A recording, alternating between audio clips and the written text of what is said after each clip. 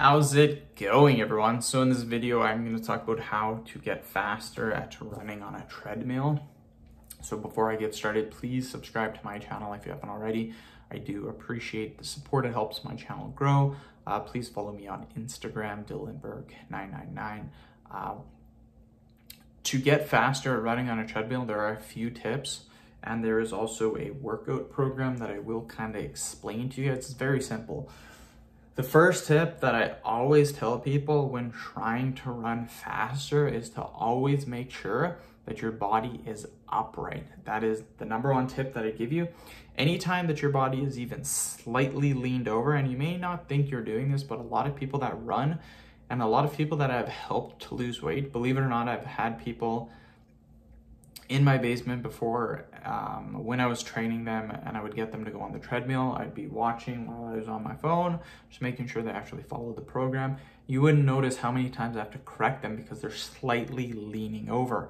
Now, what is the point? When you are slightly leaning over, it makes it harder for your body to get oxygen because you're leaning over. The best way is to be straight up, so it's easier to get the oxygen to the brain. Again, a lot of times people will be hunched over. The worst thing that you can do is to bend over like that. The worst thing that you can do for getting oxygen.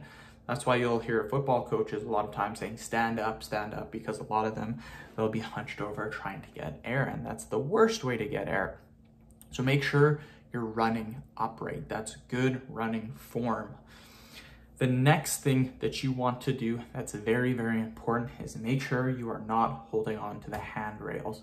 Another common thing that I constantly have to tell people that I was training, stop using the handrails. The reason why is, number one, you don't burn nearly as many calories because once you hold the handrails, you're literally just using your legs. Second, to have good running form, you need to use your arms. This makes you more explosive, makes you run farther, faster, and for a longer period of time. So use your arms, do not use the handrails. Very, very, very important.